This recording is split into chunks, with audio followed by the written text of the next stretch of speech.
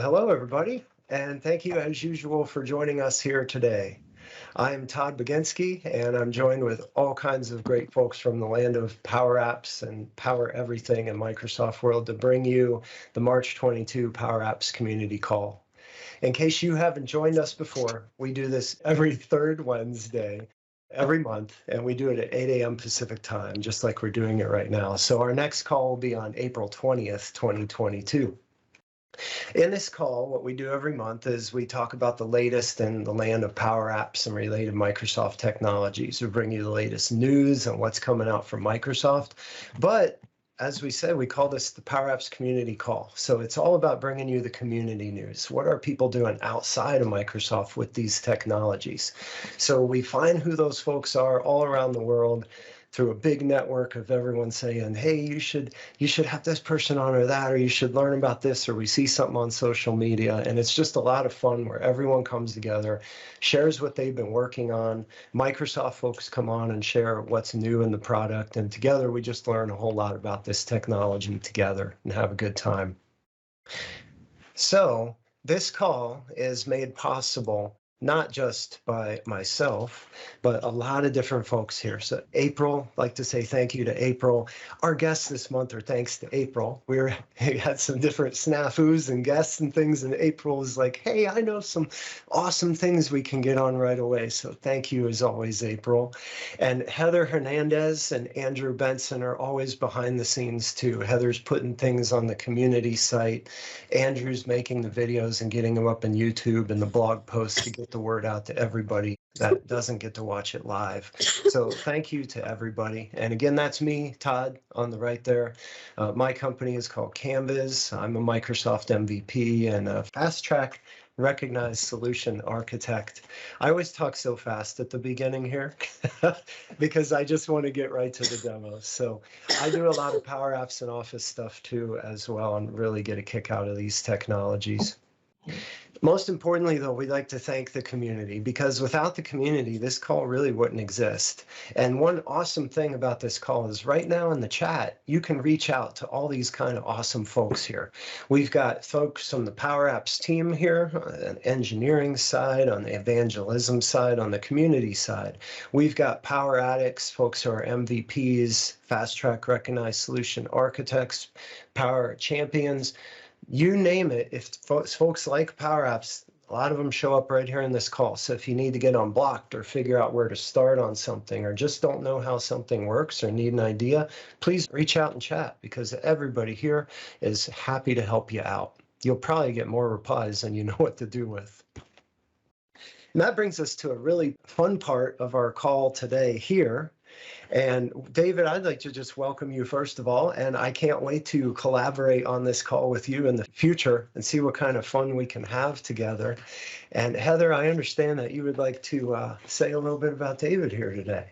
I would. Thank you, Todd. Thank you for kicking this call and just having it go for so long. We talked about the history of this call not too long ago, and it's been going on for a long time and started in an in-person event at Ignite a few years ago. So just to see it grow and be what it is today, just so awesome. So thank you for that. And thank you for everybody who's helped, volunteered, participates, and comes and is a part. So thank you so much for that. It's so cool. And as you know, a lot of us on this call have a lot of history with Microsoft, as we could tell from our CDs and things as well. A lot of us in the SharePoint world, and then now in the Power Platform world as well. So yeah, many of you know who I am, but if you don't, hello, I'm our lead for the Power Platform and Dynamics 365 Community Success Team. And so my team's charter is to work with the community to help support you, build great programs, listen, make sure your feedback is getting heard by the product team. We support Microsoft MVPs and super users and our user group leaders. So we're doing a lot of behind the scenes work on setting up calls like this and working on big events and user groups and all of that. So I have community program managers on the team, and David, who is an amazing community member and MVP, who also is my neighbor, who lives here in California, because I live in Los Angeles, and he is joining our team starting on Monday, and he will be our new Power Apps community program manager, and also managing our Power Apps MVPs as well. So just a big welcome and yay, and so excited to have you on the team. And you want to say a couple of words too, but yay! So Yeah, thank you. Thank you both, Heather and Todd. I'm super, super excited. It's funny. I'm actually wearing the same shirt that's in the picture, but I promise I've taken it off and washed it since the picture was taken a couple of years ago. Don't worry, I haven't been like waiting for this moment for 2 years or anything. I am really, really excited because I'm so passionate about community, and the Power Platform space is an area that I've started trickling into lately. I have lots to learn, and so I'm not afraid to say that.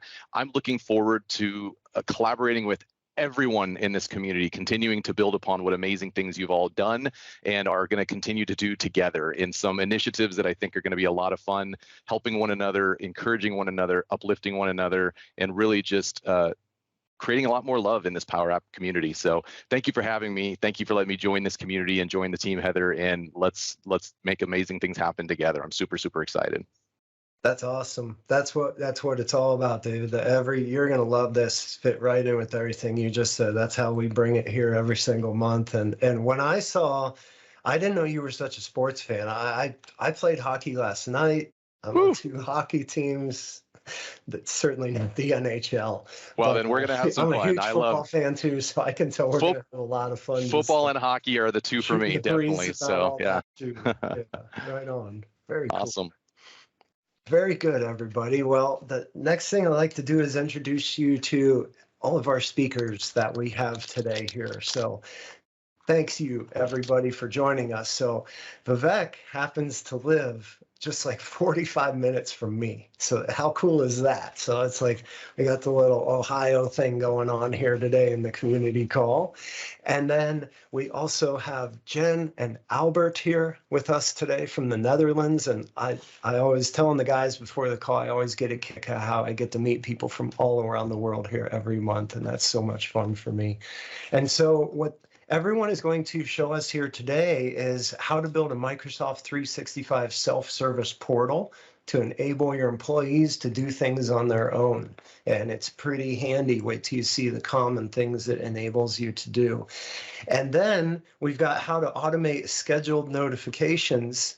And Vivek, I understand that you're going to demonstrate how you do this for the PowerAddicts community or call as well, right?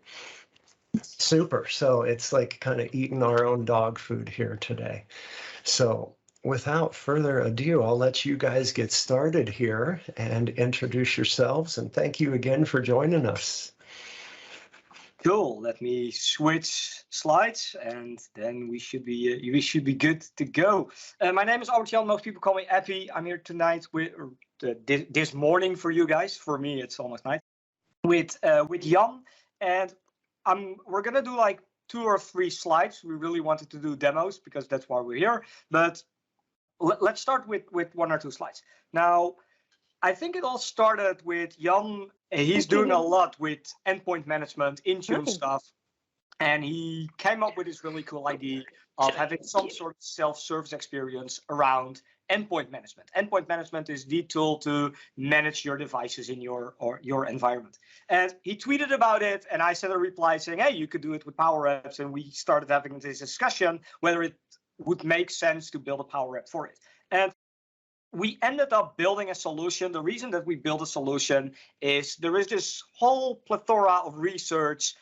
We just picked one that apparently self-service is a good thing. If you provide self-service for your employees, they are more productive, they're happy, they experience a better digital workplace. So that was kind of the trigger for us to start thinking about, okay, can we build a solution where you have a self-service experience using the Power Platform, but also working with Endpoint Manager, because Endpoint Manager is the tool that we use to deploy stuff in our environment. And what we ended up building is the following interface. Jan will go through the demo, explain how everything works, but the idea behind this is that you as an end user could go to an application, that app is a Power App, and that it will actually help you to pick release preferences. So you could say, okay, just give me the company defaults, or maybe I want to be in a first release insider ring. Maybe I want to be a bit quicker than everyone else. Or maybe I want to be part of some pilot programs where, for instance, you see a lot of things happening in the security sphere. So maybe you want to get rid of your passwords, and maybe you want to start using security keys.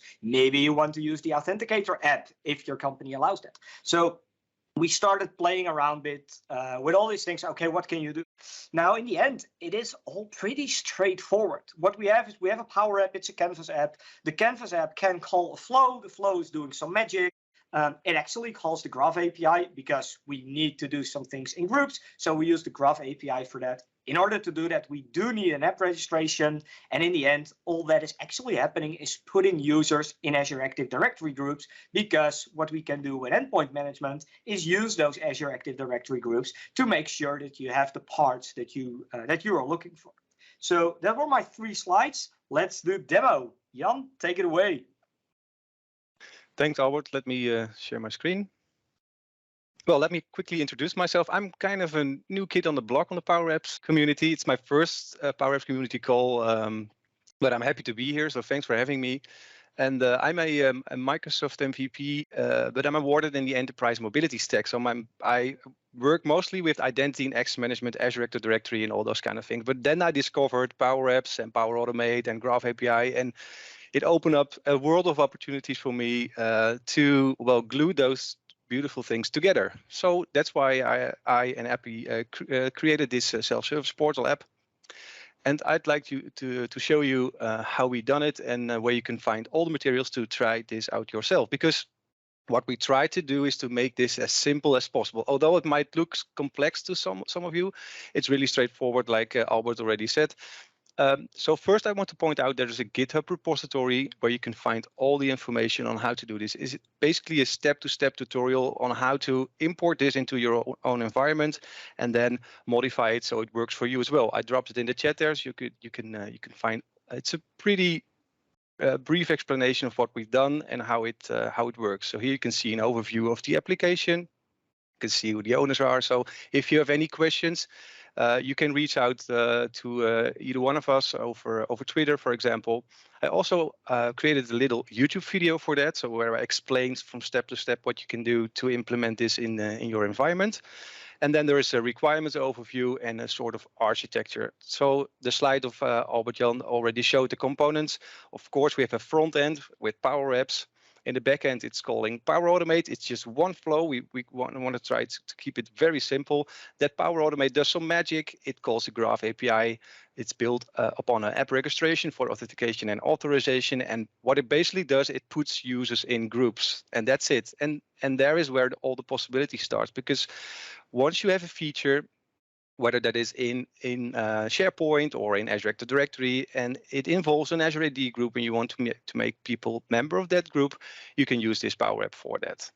So it got a bunch of information about the installation. It's here step by step, so you can go through it by yourself. But let me show what we've built. So fire up this Power App then for you. And there we go. So the first thing that we see is this slider here, and like Albert already explained, this can be used to integrate with Endpoint Manager. And for those who are not familiar with Endpoint Manager, it's basically what we call Intune. Maybe that does ring a bell. And here we can create rings, and those are update rings. So what we can do is to attach those rings to specific groups. For example, we got here the company default ring, and you can see here that it's attached to a group called Self-Service Feature 2. So that means when I go back to my Power App and I got this company default picked, that I'm a member of that group. If I want to move to the fast ring, what it basically does, if I click save, I'm already in the fast group here, so you can see. So if I, for example, want to the slow group, it will just deletes me from the fast group and then adds me to the slow group. So for the front end, for the user, it's just a slider, which is really fancy. And to be honest, I didn't know how to build this. So this was also a learning experience for me. So I started from scratch, and then I looked a bunch of YouTube videos, and then I tried to figure out how this works. And so I tried to integrate it in this Power App. But all it does is just making users member of groups. So here is the slider of 3 groups, and then we go on to the pilot programs, because in most of the projects that I do, we are working with new stuff. So passwordless authentication is very new. So most of the times I introduce pilots to the company.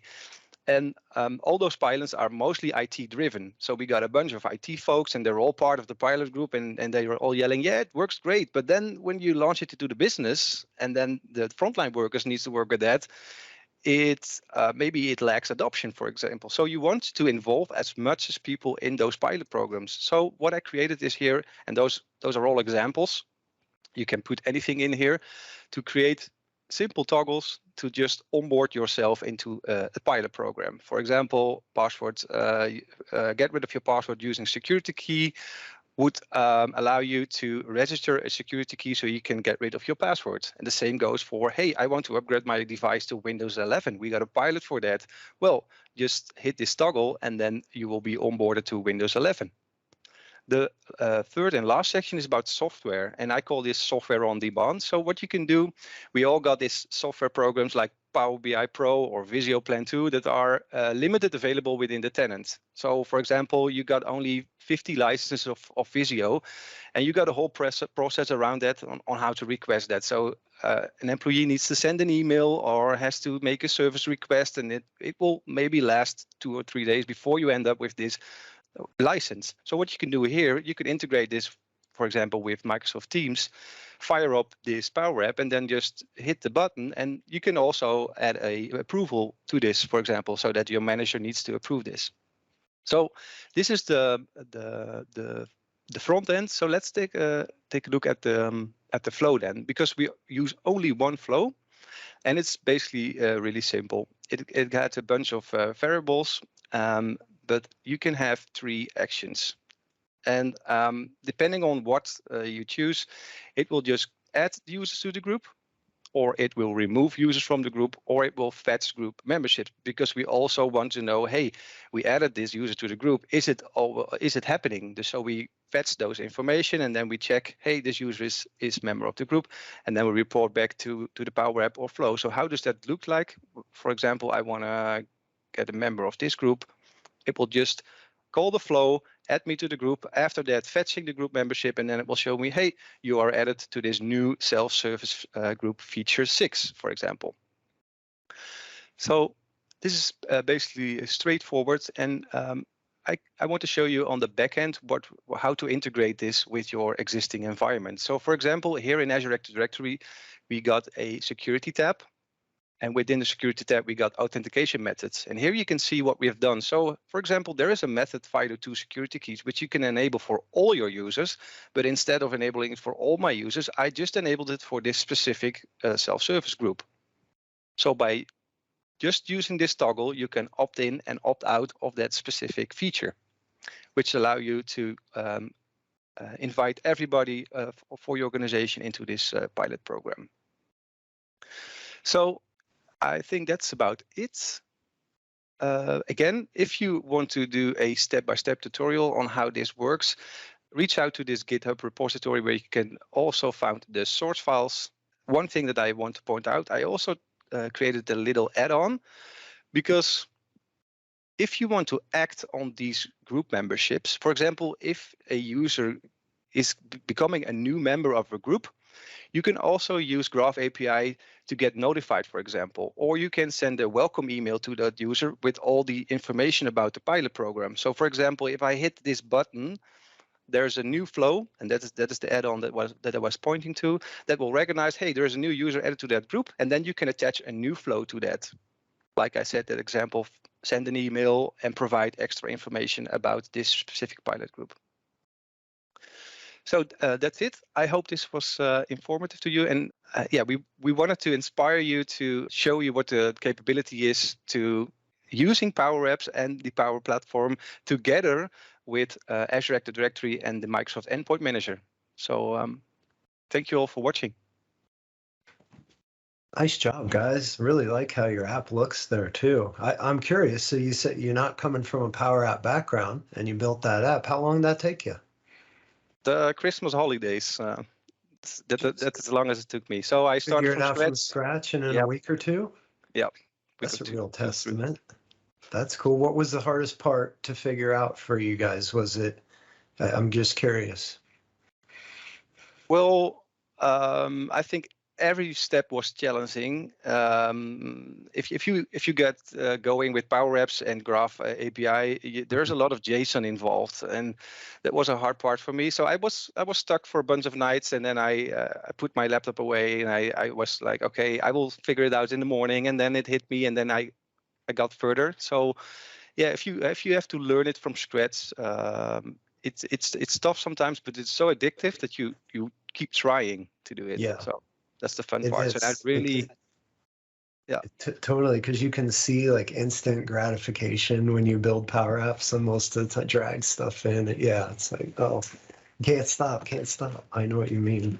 Well, nice job, guys. That's awesome. And it's really cool that your whole sample is available right there on the internet right now. Wonderful documentation you have there too. Thank you. I always love when I go find a sample and it just tells me exactly how it works and everything. So that's really cool. Next time you guys build something awesome, come on back again and please share. We'd love to see it again. You have another one on your list right now? Something in mind? You're working I'm working on it, but I can't tell what it is. But it's awesome. All right, sweet. Let me know. Very good. Thank you, guys. Okay, so we're going to move on from a Canvas app and a Power App here with some flows behind the scenes, a lot of different Power Platform pieces and Graph API there. Vivek, I'm looking forward to seeing what you've built to automate your notifications here. Excited to share. Hey everyone, I'm Vivek Bhavishi. Today I'm going to share what we do on the PowerAddicts. How do we try to automate some of the stuff so that it takes lesser time for us to promote the PowerAddicts events. Of course, we don't get this much of engagement, so we probably are still lacking something and we have scope for improvements, but you'll see what we are trying to do and we'll talk about some of the improvements that we can do as well. Right, so before we get started, just a little bit about myself. I'm a business applications MVP. I work as a senior consultant at Hitachi Solutions. Been in the kind of power addicted to the community for more than 3 years and will be forever. These are some of the links where you can find me. My blog, I do some videos as well, and that's my handle on Twitter. All right, so quick agenda. We'll get through the PowerPoint pretty quickly and we'll switch to the flow. But yeah, we'll just discuss why we are trying to do this and what's exactly that we are doing as well. All right, so the why. As all of us, I mean, whoever is contributing to the community, we all know that it's something that we take out from our kind of personal time, and it's hard to kind of spend time on all these things. So you always look, if there is a way to automate things, you want to do that. And that was one of the big reasons why we thought about using this. The other thing, we started off just promoting the event, sharing the Teams links, and that wasn't enough because people want it on their calendar. And as all of us, we don't want to go into the calendar, create the event ourselves and do that. We want some way to just have the ICS file and just save it. So that was another reason. We have people joining from all over the world, so having something time zone, managing the time zone and making sure that it's not confusing for someone, that was another reason why we wanted to do some automations. And the other thing was, unlike the community call, which happens every month, the PowerAddicts call doesn't happen every month because sometimes we are just not able to get the speakers. It just doesn't happen every month regularly. So we wanted a way to be able to trigger it on some event. Otherwise, we could just send a ICS file for the whole year and keep continuing that. So unfortunately, we are not there yet. It just takes some time. So we are not doing it on a regular cadence yet. All right, what and how? So the flow, it's basically one flow that we are using. It triggers on a new calendar event. You will see that. And what all are we doing? So we are creating ICS file. There is a great video by our own April Dunham about how you can create ICS files using flows. We also create short links. So we are not using Bitly, but we are using Rebrandly. The reason why we use that is because you can change the destination URL. So you can have, let's say, rebrand.ly/PowerAddicts. You can keep changing the destination URL behind it. So you don't have to create a new link every time. And if someone has a short link with them, they can always just use that, bookmark it, and they don't have to keep having a new link. So yeah, we are using rebrand for the short links. We create different short links for one for the Teams meeting, to be able to join it live, one for the ICS file, one for a time zone check as well. So we stopped putting the time in Eastern because it just didn't feel inclusive, that we are doing a worldwide event and we are just putting one time zone on it. It just doesn't make sense. So we don't put a time zone at all. We just put a date, and we put a link to a time and date website where people click on it and they can see the time in their time zones. So the other things that we do, I mean, of course, we want to promote the event. So we create a tweet, we create a LinkedIn post, and we also create a WordPress post for the wearePowerAddicts.com website. Because it's a self-hosted WordPress website, it's not the WordPress.com hosted website. We can't use the Power Automate out-of-box connector. So we have to use some API there. So all that has been packed into one flow, and we'll see that in a minute here. All right, time for the demo. So let me switch here. So yeah, this is the flow. So it starts with a new event getting created. I have a filter behind it. So if any event that gets created with PowerAddicts Meetup, only then, if it has that in the subject line, only then it will trigger the flow. Now, you guys might be thinking it might just create it if you also send me a calendar event. So today it might, but yeah, if I see any erroneous behavior after this call, I'll just put an approval step here. But yeah, the reason why I did that is because if, let's say, I don't have the time to create this in my own calendar, someone else in our kind of group who is hosting this event can send it to me and it triggers the flow. So that way any one of us can trigger this without having to depend on one person. So the API keys here for the actions that we are going to use for rebranding in WordPress. And then there are a bunch of expressions here. So one is to get the event description. So we use that in the LinkedIn post. Twitter doesn't have a character limit, as everyone knows. We don't put a lot of stuff on the tweet, but in LinkedIn, we do put that. Then the Teams link. So this is a very long expression, but basically what it does is it finds the index where this link is starting, teams.microsoft.com. So it's going through the body of the event to find that exact link. And then it goes to the end of that link, finds where that kind of space comes. And after that, it kind of, basically we're trying to do some expression to get the URL to join the Teams meeting.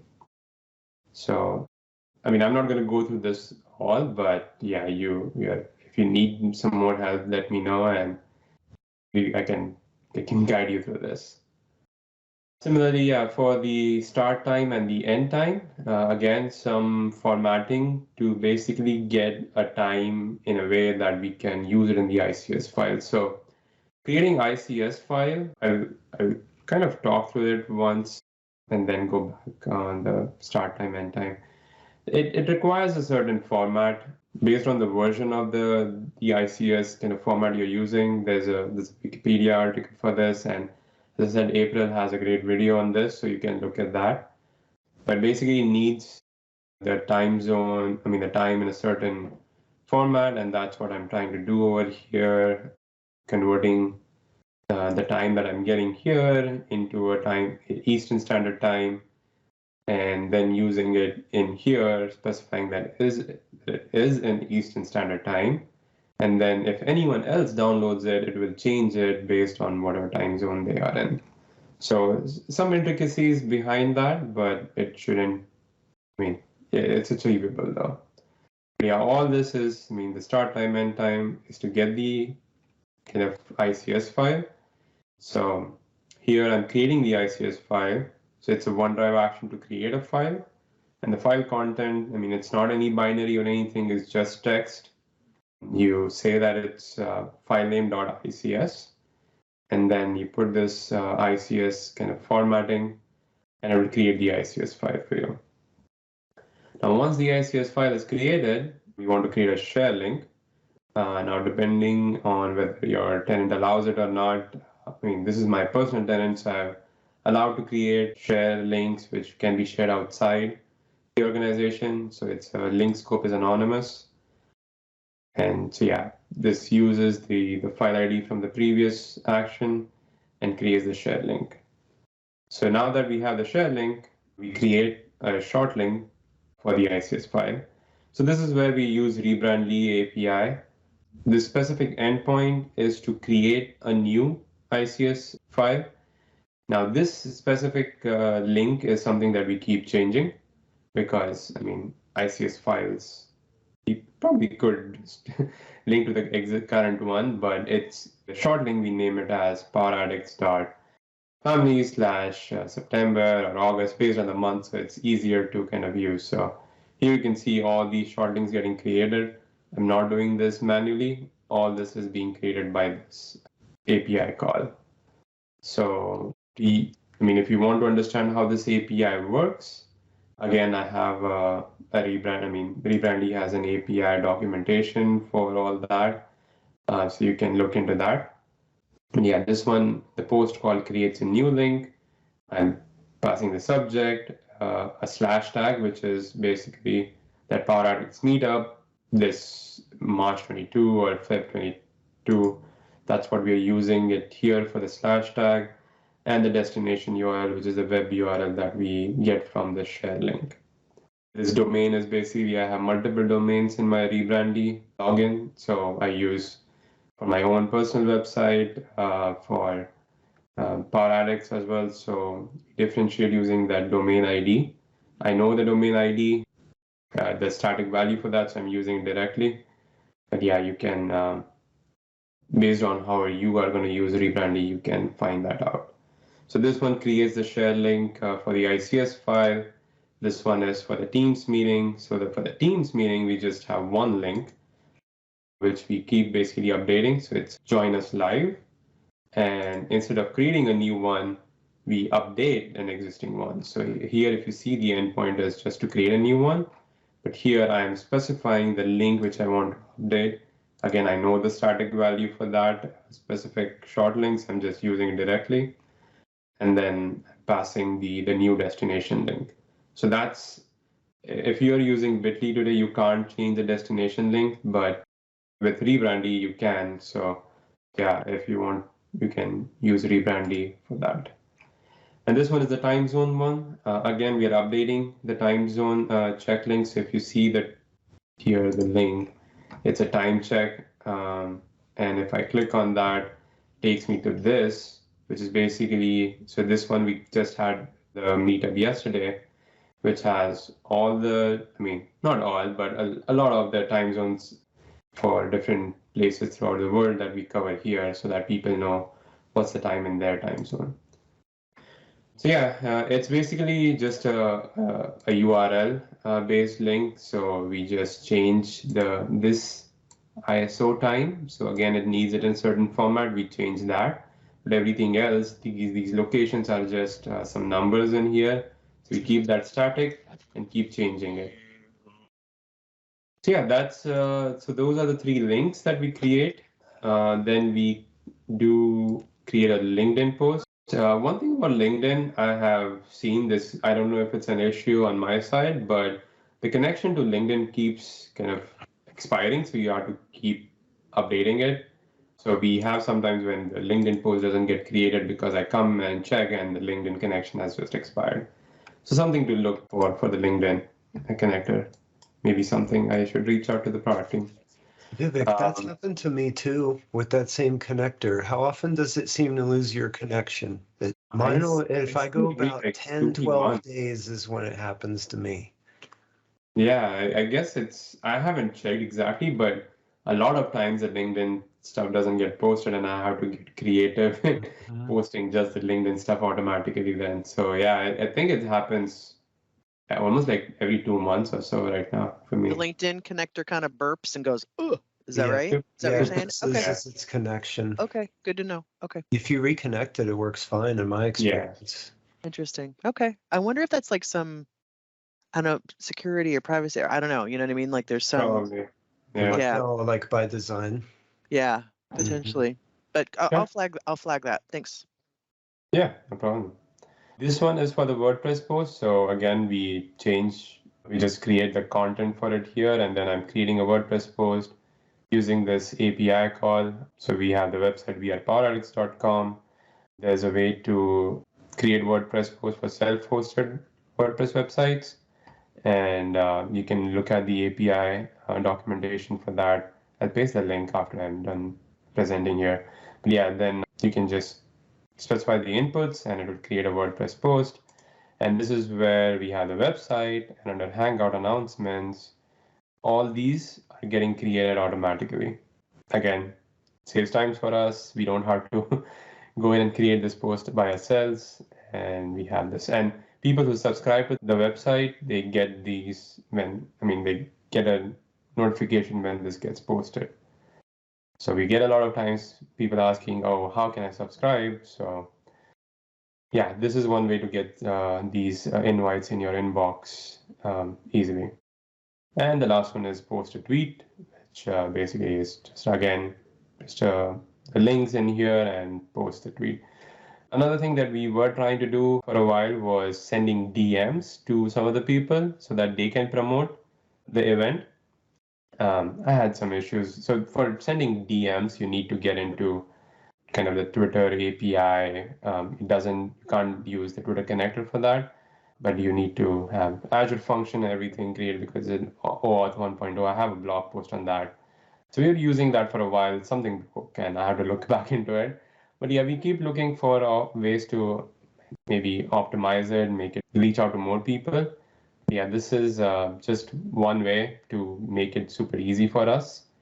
And I know a lot of you who run community events can use something similar.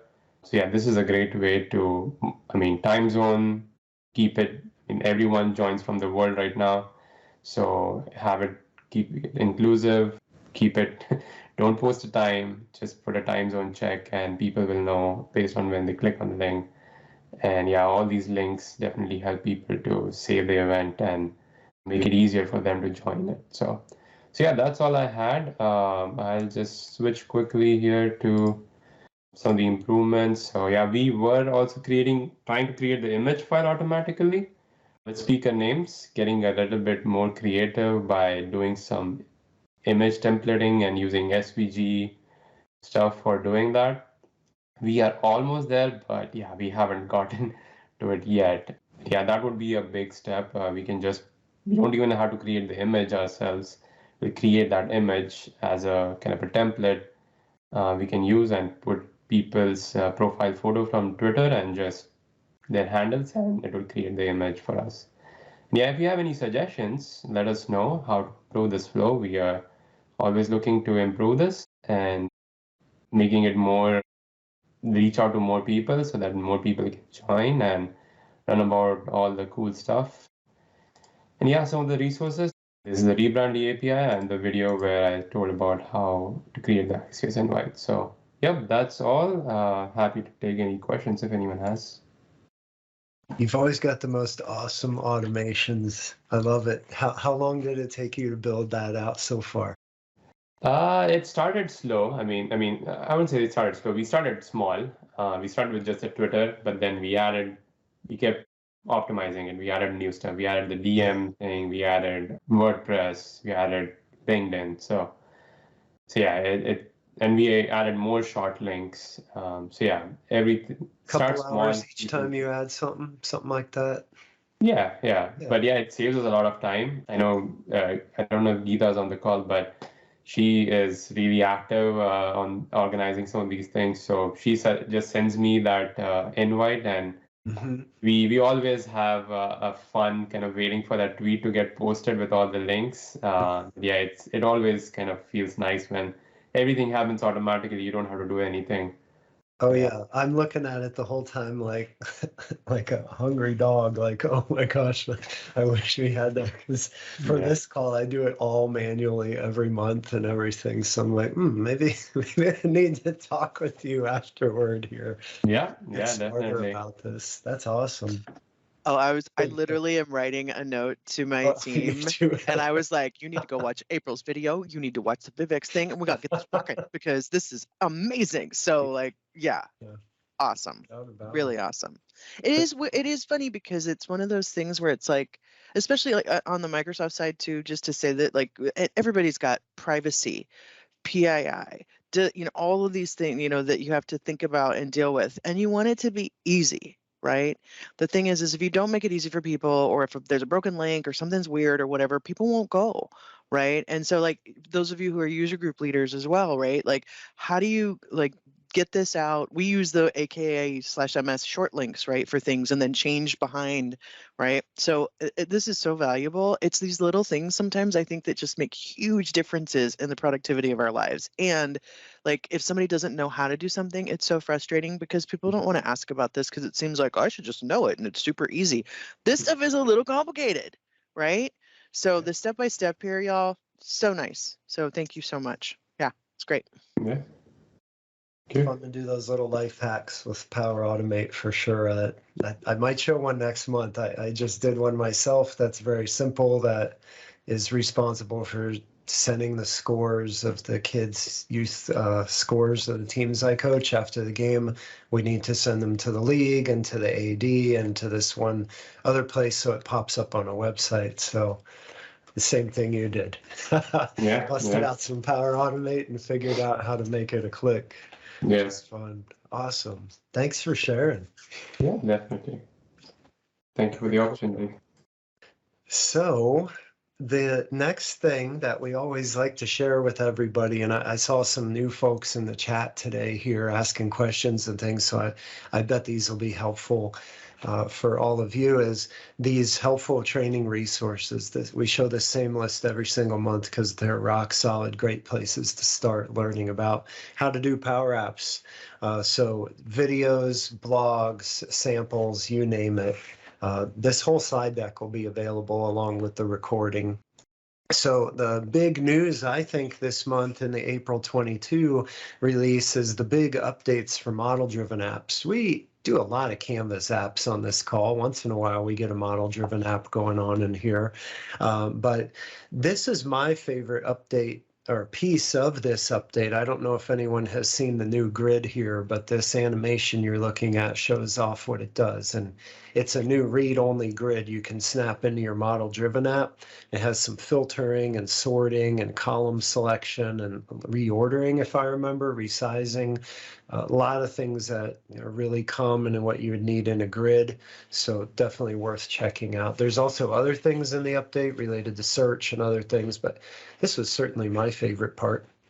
And if you're building model-driven apps, I think this could really help your users out. So that always brings us, well, right back full circle then here today, right? So we just learned all about the PowerAddicts community there. So if you want to go get on that reminder list and everything that we just saw automated there, head over to wearepoweraddicts.com. Do you have your next call scheduled right now? I didn't see it on your website when I looked this morning. Not yet? Nope. That's why I said we don't have a regular cadence. We do things on the fly, I guess. Yeah. That's so, but yeah, hopefully you'll have some. Right on. Cool. Well, that's what everybody on this call, I think, identifies with themselves as a power addict as well. And then April, you're here today too, as always. The low code revolution. Have you interviewed anybody recently? Yeah, actually, so you're talking about model-driven apps. The last one that we did was with MVP Eliza Benitez on model-driven apps. So using some of the toolkits and stuff available to do in-app notifications. So that was our most recent episode there. Oh, nice. I remember meeting her down at Ignite a few years ago. She's from New Zealand, right? Yeah, she is. Yeah, Yeah, such a cool global community we've got. And then there's also the Scottish Summit. So this was going to be last month, if I remember correctly, but has been moved and it's now out to June 10 and 11. So I got that updated here for everybody. And if you're over there, I was checking out the session catalog and all the people who will be there. And it looks like that's going to be a really good, Hugo will be there too. That'll be a really good conference out there with lots of great things that you can learn related to these technologies too. And that brings us to the end for this month.